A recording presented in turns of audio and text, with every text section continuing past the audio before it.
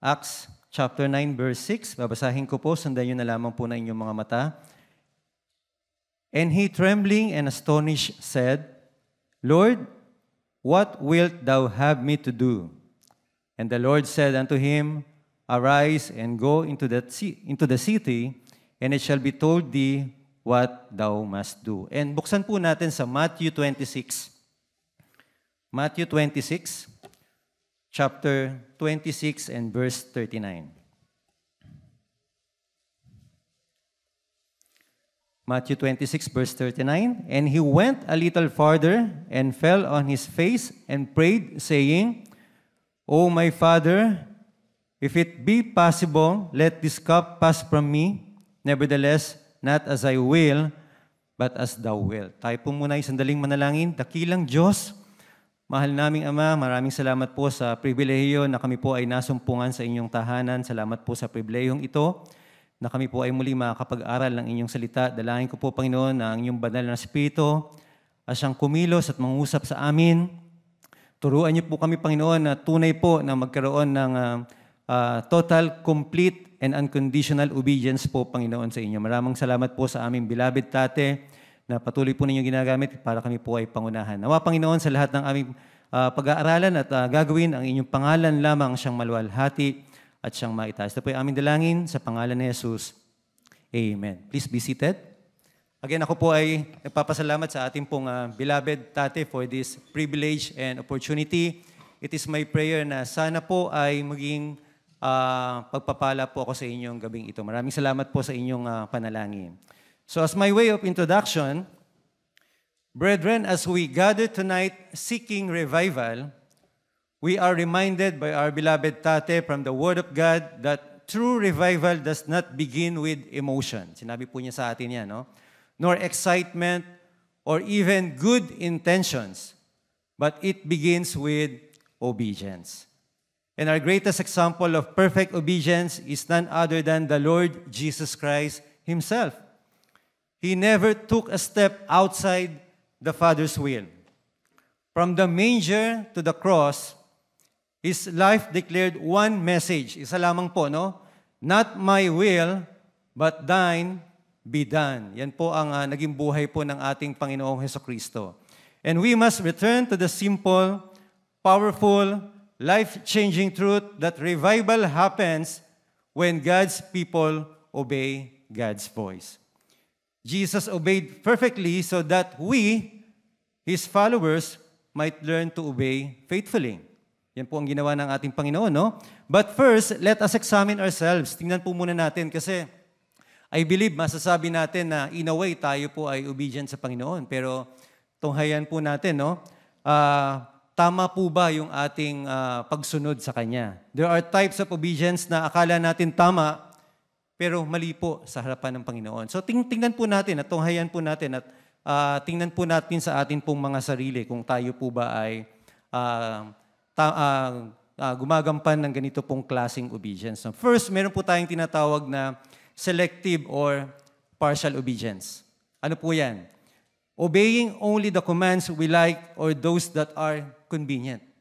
Familiar po, no? Lahat po tayo, I think, guilty po yan. Diyan sa sinasabi po na yan, no?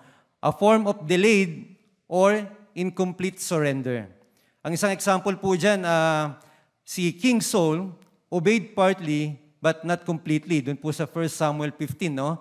And later on, yan po ay ating mas pag-uusapan pa at pag-aaralan. Ang danger po dyan, selective obedience, is disobedience in God's eyes. Kahit po ikaw ay sumusunod, pero partly, at hindi mo sinusunod yung buong utos po ng Panginoon, yan po ay disobedience in God's eyes. Second po is yung conditional obedience na tinatawag.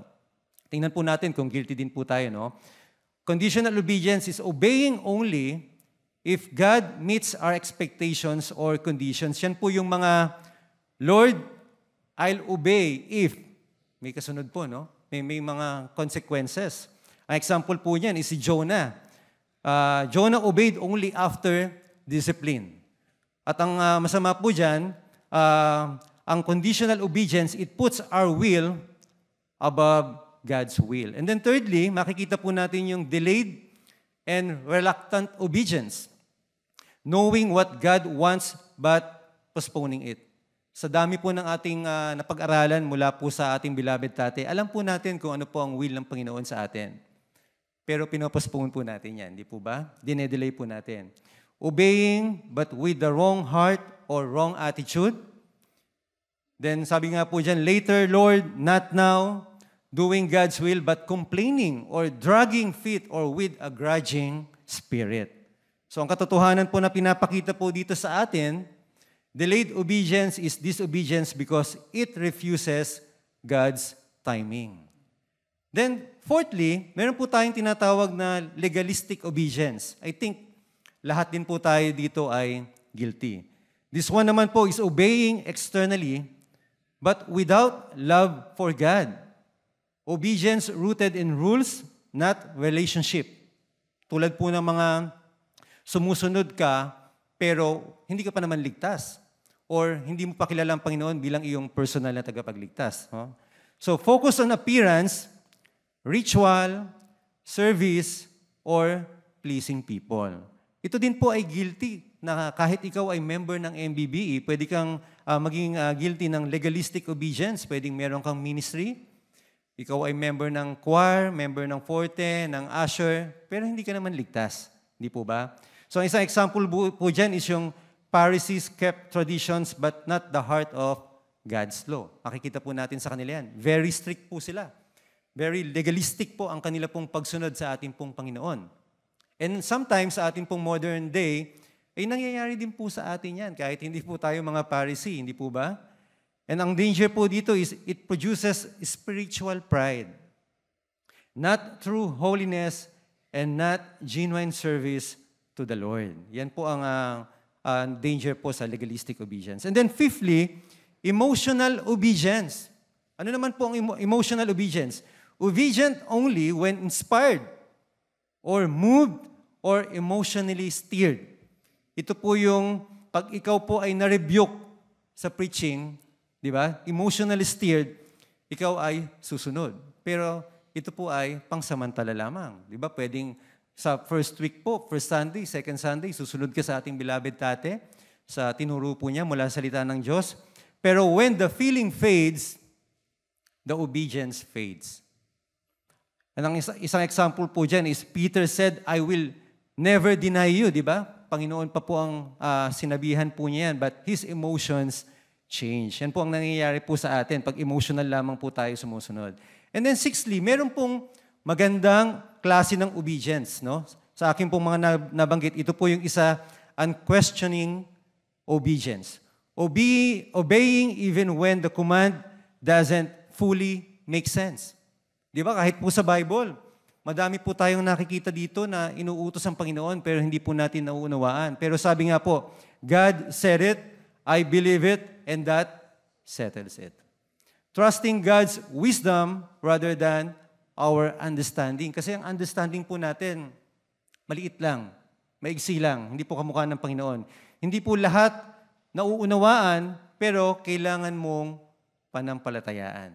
Okay? Ang example po dyan is si Abraham, offering Isaac, makikita po natin sa Genesis 22. At ang pinapakita po dito is faith-filled obedience honors God. Kaya ito po ay magandang klase po ng obedience na dapat po nating tularan. And then lastly, na nais ko pong ipakita sa inyo ay yung complete, total, and unconditional obedience.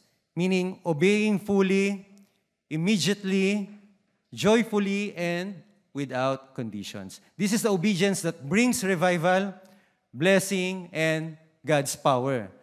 So, meron po tayong dalawang greatest prayers of submission or obedience ever spoken that are found in our text, no? Yun po yung ating binasa. First, Paul's revival prayer na ating pong binasa sa Acts chapter 9, verse 6.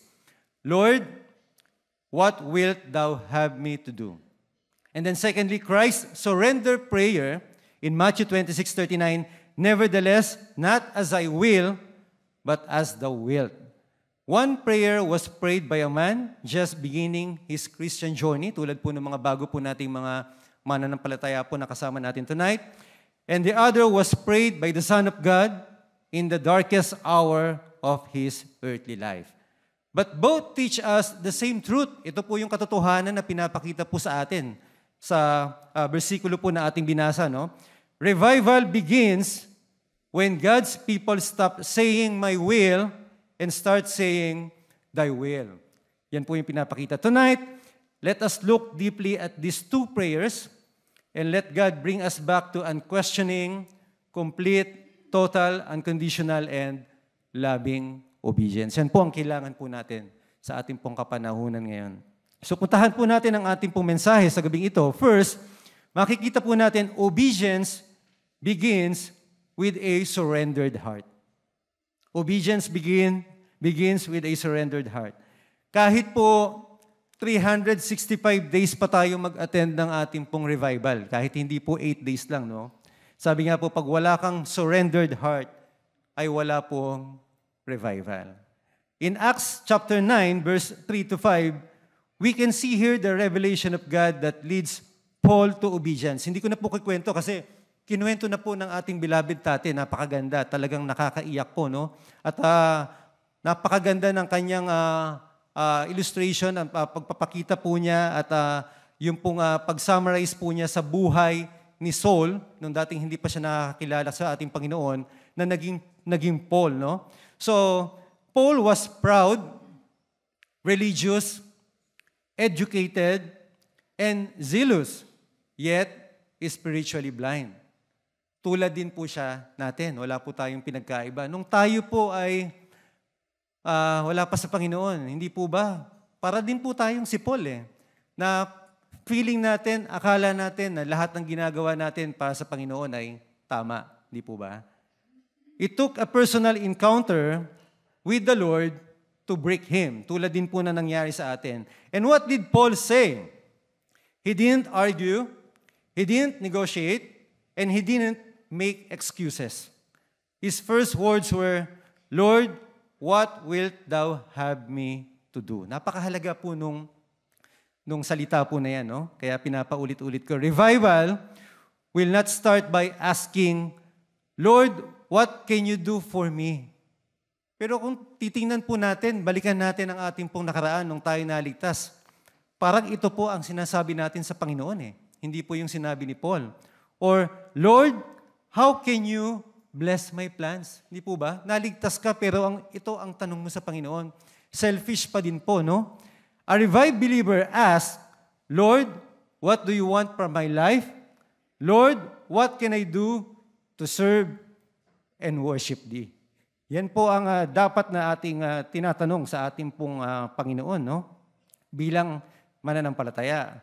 And as the Bible says, seek ye first the kingdom of God, and all these things shall be added unto you. It means putting God first in everything we do. Yan po ang tinuturo po sa atin ng ating pong beloved tate. Lagi na lamang po yan, no?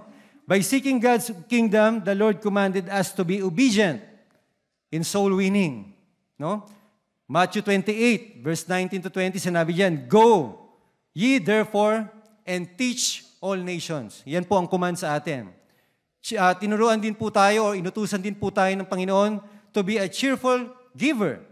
In Proverbs chapter 3, honor the Lord with thy substance. In Malachi, bring ye all the tithes into the storehouse. In Luke chapter 6, give, and it shall be given unto you. Yan po ang command sa atin, to be a soul winner, to be a cheerful giver. Pero, Panginoon lamang po at tayo ang nakakaalam po kung yan po ba ay ating pong ginagawa. No? And He commanded us to be a faithful servant. Tatlo lang po yan. Kung meron po tayong pagkakatandaan na nais po ng Panginoon, na inuutos po niya sa atin, itong tatlong ito para po mas madali, no? To be a soul winner, to be a cheerful giver, and to be a faithful servant. But being a faithful servant means faithfully attending church services, to pray without ceasing, to study God's Word, to help and love others as we love ourselves, and to be obedient to the man of God. Bakit po? Kasi kung wala po ang ating beloved tate, nasaan po tayo? Kung wala po ang ating beloved tate, ako personally, nasaan po ba ako? Di ba? Sagutin po natin yan sa ating mga sarili. Alam po natin kung saan po tayo matutunghayan ngayong araw ng Tuesday ng gabi, hindi po ba? At kung sino po ako ngayon, at kung ano po ako ngayon ay dahilan po sa ating beloved tate. Siya po ang ginamit ng Panginoon para ako po ay maligtas. Hindi lamang po ako, kundi pati po ang aking buong pamilya at ang aking pong mga loved ones. No? Siya ang ginamit para ako ay matuto ng salita ng Diyos at magkaroon ng pagkakataong maglingkod sa Panginoon. Siya ang ginamit upang matutunan ko kung paano maging mabuting asawa sa aking pong may bahay. Kung matuturing nga po niya kung mabuti. No? At ama po sa aking mga anak. Hindi po ba ganyan din po ang nangyari po sa bawat isa sa atin? Hindi po ba? Marami pa pong iba na tayo po ay natutunan sa ating pong beloved tate. Hindi po siya perpekto. Tulad po natin, wala po sa atin ang perpekto. At sabi nga po, kung nais natin ng perpektong pastor, dapat perpekto ka din na member. Hindi po ba? Hindi naman po natin kaya yan. He is not perfect, but humanly speaking, for me, he is the greatest living example of obedience and faithfulness to God. Giving his life and sacrificing so that we too may learn to follow the Lord in the same way. And lastly, faithful servant means to follow Christ daily. To follow Christ daily. Decision po yan Sabi nga sa 1 Corinthians 4:2, it is required in stewards that a man be found faithful. In 1 Corinthians 15:58, be ye steadfast, unmovable, always abounding in the work of the Lord. Yan po ang sinasabi sa atin. And we can see here also, kung babasahin po natin itong chapter po na ito, that obedience requires immediate action. Kasi sinabi po kay Saul, arise and go. Not tomorrow, not when convenient, not when it feels right. Dahil po ang delayed obedience is disobedience. And obedience is a heart issue, and a divided heart leads to a divided life. So as we go back to Acts chapter 9, the Bible teaches us here that first, God confronts us with His presence. Tulad po nung nangyari kay Saul, no? Saul saw a light above the brightness of the sun. Hindi po ba? Yan yung mababasa po natin dun sa mga verses, no? For revival, ito po ang illustration sa atin, God shines His light on the dark corners of our lives. Madami po tayo niyan. Kung titingnan po natin ang ating pong mga puso at isipan, madami po tayong mga kasamaan at mga kasalanan, no? Na hindi po katanggap-tanggap sa Panginoon. Kung nung time po ni Saul, talagang meron pong bright light, ngayon po, ang salita po ng Panginoon, ang siya pong liwanag sa ating pong puso at isipan na siya pong nangungusap sa atin. No? For revival, sabi nga, God shines His light on the dark corners of our lives. You cannot be revived until God reveals what needs correcting. At ganyan po ang ginawa ng Panginoon sa atin pong series of revival service. No? And then secondly, God confronts us with His truth. Sabi dyan, Saul heard these words, I am Jesus whom thou persecutest. Nai-imagine ko po nung nagpakilala ang Panginoon sa kanya, nung narinig po niya itong boses ng tinig ng ating Panginoong Hesukristo, nag-flashback po sa kanya lahat ng mga katotohanan patungkol po sa ating Panginoong Hesukristo. Tulad po ng sinabi ng ating beloved tati kanina, nung ine-explain po niya, no? Kilala niya ang Panginoong Hesukristo Kilala niya ang mga mananampalataya Hindi po ba? Nag-flashback ang mga kasalanan, ang mga pagkakamali ni Saul sa kanyang buhay. Most especially po, yung ginawa po niya sa ating Panginoong Hesukristo at sa lahat po ng mga mananampalataya. Nakita niya ang katotohanan at nakita niya ang kalagayan niya sa Panginoon. Kaya nga, wala po siyang nasabing excuse, hindi po ba? He immediately asked, Lord, what wilt thou have me to do? When God reveals truth, He destroys excuses. Ito pong ginagawa ng katotohanan sa atin. Ganun din po sa atin. In revival, God exposes our hidden sin, unconfessed bitterness, secret disobedience, pride, ang dami po natin yan. Hindi po ba? Wrong priorities, unfaithfulness. Before revival comes, God must confront us. Kaya nga po ang sinasabi ng Biblia, today, if you will hear His voice, harden not your hearts. Yan po ang sinasabi sa atin. Huwag mong tigasan ng puso mo. Huwag mong baliwalain ang sinasabi ng Biblia sa iyo o ng Panginoon o ng Holy Spirit. Grieve not the Holy Spirit of God. And then, thirdly, revival cannot begin until God becomes Lord again. Not just Savior, but Lord. Not just the one who forgives, but the one who commands. Hindi po ba? Siya po ang nag-uutos sa atin kung ano po ang dapat natin gawin, kung ano po ang tama, kung ano po ang mali. Many Christians want forgiveness, but they avoid submission. They want blessings, but not obedient. Hindi po ba? But Saul immediately recognized who was speaking to him. Ang sabi po niya sa ating Panginoong Jesucristo, Lord. Ang Lord po is Yahweh or Jehovah in Hebrew or Kyrios in Greek. It means a title of supreme authority. Yun na po kagad ang tawag niya A title of supreme authority, meaning His position of master and ruler, and God's authority over His people, the one true God. Yan po ang ibig sabihin ng Lord. Tinawag po niya ang Panginoong Jesucristo na pine-persecute po niya. Hindi po ba? And a title of ownership. In 1 Corinthians chapter 6, verse 19 to 20, sinabi diyan, Ye are not your own, for we are bought with a price. At ang pinambili po sa atin ay walang iba kundi ang banal na dugo ng ating Panginoong Jesucristo. Kaya nga yung kanina, yung kanta, hindi ko mapigilan umiyak Hindi po ba ganun ang pag-ibig po ng Panginoon sa atin, no? And then thirdly, yung pong Lord is a title of surrender. Sinurrender po ni Paul ang lahat-lahat sa atin pong Panginoon. Saul's first real prayer was not, bless me or help me, but Lord, what wilt thou have me to do? Nung tayo po ba ay naligtas, tinanong po ba natin yan sa Panginoon? Ngayon, ilang taon na po tayong ligtas, baka hindi pa po natin yan natatanong sa Kanya. Kaya po, wala pa talagang genuine revival po sa atin at wala pa talagang tunay na submission at tunay po na obedience sa atin pong mga buhay.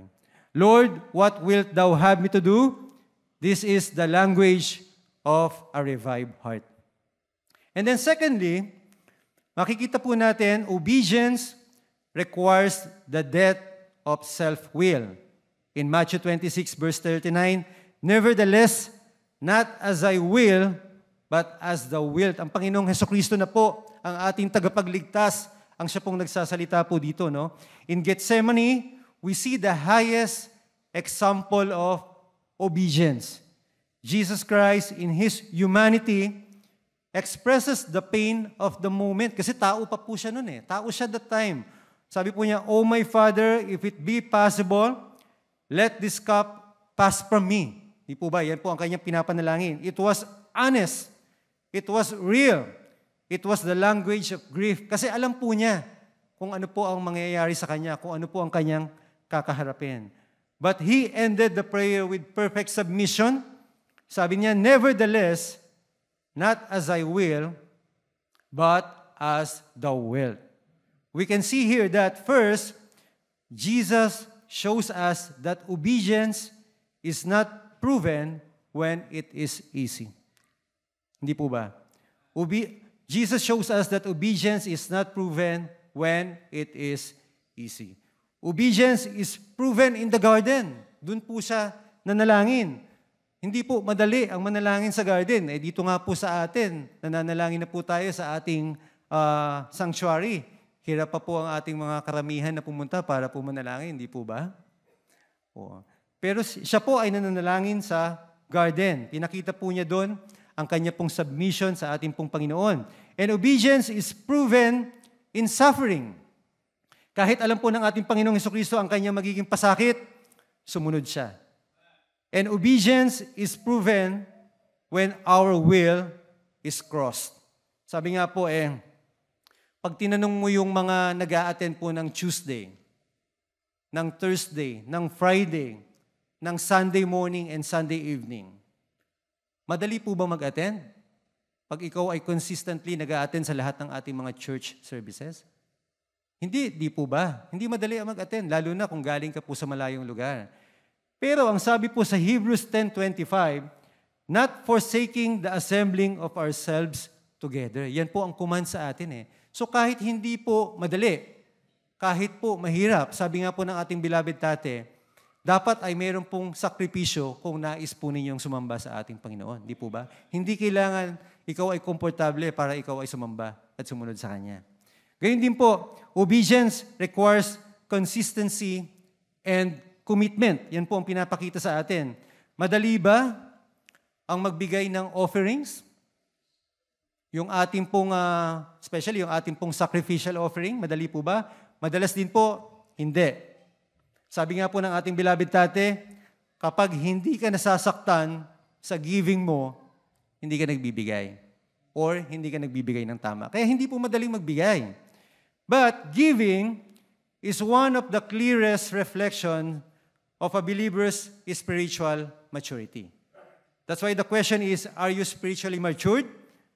Look at your giving. Masasagot po natin kung tayo po ay spiritually matured, kung tama po ang ating pagbibigay. The way we give, not how much we give, shows how deeply we understand the grace of God. And our BP says this, no? What would be the greatest proof of our sincere love before God but to give? Wala na pong iba, kundi ang pagbibigay para maipakita po natin ang ating pong pag-ibig sa ating pong Panginoon. Not only giving of our resources, but giving of our time, giving of our efforts, and giving of our lives. Yan po ang pinaka-importante. It's giving the greatest proof of our sincere love to God, not getting, but giving. Yan po ang isa sa quotation ng ating beloved tate. And Christ is our ultimate example of giving. He gave up the riches of heaven to redeem us. Kaya lagi po nating alalahanin, para hindi po tayong mahirapang magbigay, God owns everything we have. Tayo po ay steward lamang. Many believers want revival, but they do not want God touching their time, their talent, or their treasure. And obedience is not complete until it touches your wallet and your schedule. Totoo po yun, no? Let's us obey God in our stewardship because true obedience means obeying even when it's hard. And then secondly, makikita po natin dito sa ating pong binasa na verse, revival is hindered because we cling to our own will. Okay? We cling to our own will. Sino po ba ang walang sariling plano sa atin? Lahat po tayo meron. We have our own plans, our pride, our schedule, our dreams, our habits, our sin, and our comforts. Ngayon po may tinatawag na po sa kabataan ngayon na kung familiar kayo dun sa tinatawag na bed rot. I don't know kung narinig yun na po yan. No? Yan na po ang uso ngayon. Na ang mga kabataan, nag-stay sa kwarto nila buong maghapon at walang ginagawa, nakahiga lang. It's either sila ay nagsa-cellphone, so social media, nagla-laptop, nakikipag-usap sa phone at kung ano-ano pa. Pero hindi sila lumalabas. Yan po ang bago ngayon na lifestyle ng ating pong mga kabataan. At sana po ang ating pong mga kabataan dito sa ating pong eklesiya ay hindi po guilty dito sa tinatawag nilang bed rot, no? And we pray secretly. Tayo po nananalangin, Lord, your will as long as it matches mine. Di po ba? Familiar po yung panalangin na yan. Panginoon po ba ang dapat mag-adjust sa gusto natin? O dapat po tayo ang susunod sa Panginoon? Sa dapat po at nais po niyang ipagawa sa atin. But revival obeys God even when it hurts. Kaya nga, nung ako'y bagong mananampalataya po, no, isa sa naging hindrance po sa akin, syempre, bago ka pa lang, immature ka pa, hindi ka pa matured, no? Ang iniisip ko, attend ako ng Tuesday, Thursday, Sunday.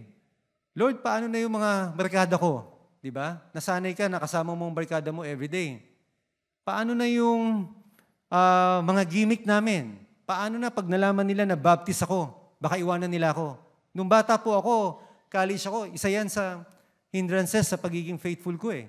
Kaya ako sinasabi yan kasi meron po tayong mga kabataan ngayon na bagong member po natin. Hindi po ba? Tapos, nung ikaw ay tumatanda, Panginoon, paano po ang goal ko sa buhay? na dapat po by the age of 30, may bahay na ako, may lupa na ako, kung magiging faithful po ako sa inyo ng lahat ng services at medyo mapapabayaan ko yung trabaho ko at yung business ko, paano na yung aking plano? Hindi po ba? Lord, paano na yung plano ko na magkaroon ng kotse? Di ba? Lord, dapat by 35 years old, manager na ako. Dapat, Panginoon, sa ganitong edad, may asawa na ako. Di po ba? Pero sinasabi po sa atin, obedience is intentional. Susunod ka kahit mahirap at kahit masakit. The Bible tells us in Proverbs chapter 3, in all thy ways acknowledge Him. Sinasabi, self-will is the enemy of revival. Self-will resists God. Self-will questions God. And self-will delays God. Yan po ang naidudulot po sa atin pag tayo po ay we are clinging to our own will. So ang application po dito na tinuturo sa atin, obedience is choosing God's way even when it contradicts our own. Yan po ang dapat po nating tandaan. That's why obedience requires the death of self-will. And then thirdly, obedience is more important than our gifts and sacrifices. Alam po natin yan. Ilang beses pong tinuro to ng ating beloved tate. Even sa YouTube, meron po siyang preaching dyan. No? In 1 Samuel 15, God commands King Saul, yan po yung binanggit ko kanina, to utterly destroy, meaning to completely destroy the Amalekites and all they possess. Alam po natin yung kwento. No? Familiar po ito sa atin. But instead of fully obeying, King Saul spares King Agag and keeps the best animals. And when confronted, Saul excuses his disobedience by claiming the animals were kept to sacrifice unto the Lord. Di po ba? Nagdahilan pa siya, nag-excuse pa siya, na parang as if napaka-spiritual niya. Na kaya hindi niya pinatay yung mga best animal ay para daw po maging sacrifice sa Panginoon. Yun po yung kanya naging excuse. But God knows his heart. So Samuel rebukes him and teaches a powerful truth. Ito po yung sinabi ni Samuel, to obey is better than sacrifice. 1 Samuel 15:22. Because King Saul rejected the word of the Lord, God rejected him from being king. Can you see the consequences po, no? Yung ating disobedience po ay meron pong consequences. Kala lang po natin wala. Meron po yan.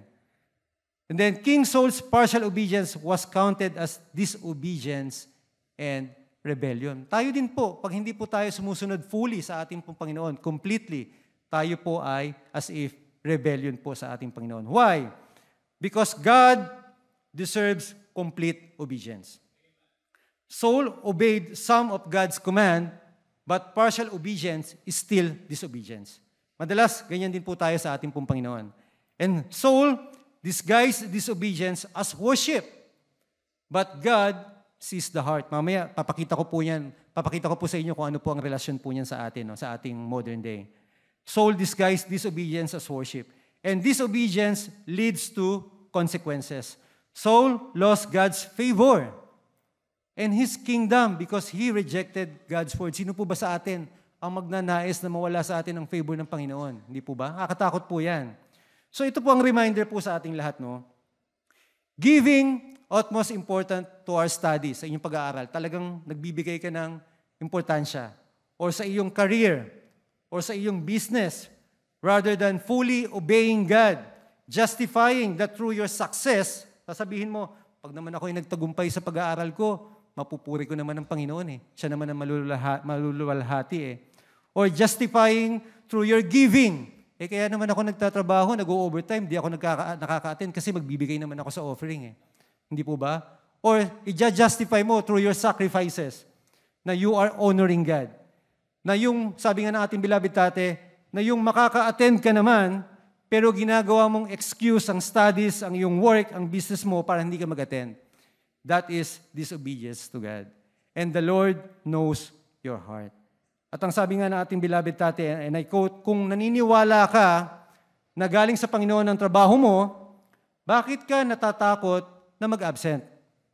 para mag-attend ng services. Most especially pag may mga events po tayo. Dahil natatakot ka dahil baka mawalan ka ng trabaho. Yan sabi niya kung yan ay tunay na galing sa Panginoon, hindi niya hahayaan na mawalan ka ng trabaho or malugi yung business mo. At lalo kanyang pagpapalain kung susunod ka sa Kanya.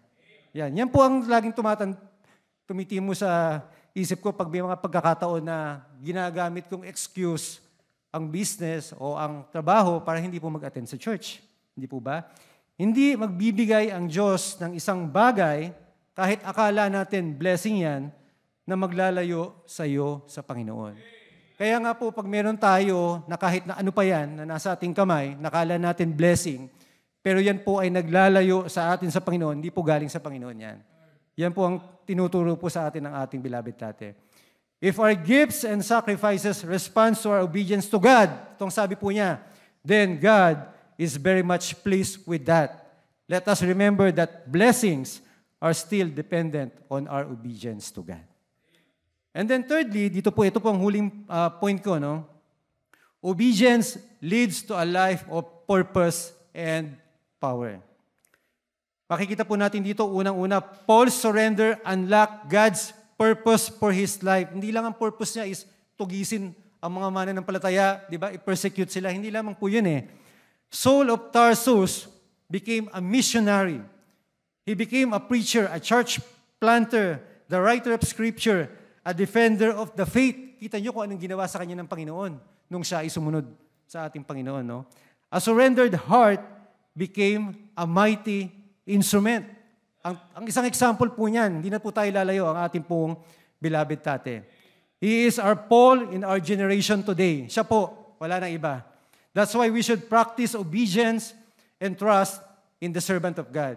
In Hebrews 13:17 reminds us, obey them that have the rule over you and submit yourselves for they watch for your souls. Natutunan po natin yan from the Macedonian believers that they saw it as a privilege to partner with God's servant in meeting the needs of others and for the furtherance of God's work. Kahit na po sila ay mahirap, kahit sila ay pinapersecute, sila ay naging obedient. Hindi po ba? Sa man of God. They trusted Paul's leadership because they knew he was serving God's purpose faithfully. At ganyan din po tayo dapat sa ating pong beloved tate. And then secondly, Christ's obedience fulfilled the redemption of mankind. Dahil po sa pagsunod ng ating Panginoong Hesukristo, sabi po niya, because Christ said, thy will be done, the cross became victory. The tomb became triumph. Sinners became saints. And condemnation became salvation. Yan po ang nagawa sa atin ng ating Panginoong Hesukristo dahilan po sa kanyang pagsunod. And then lastly, God honors obedience.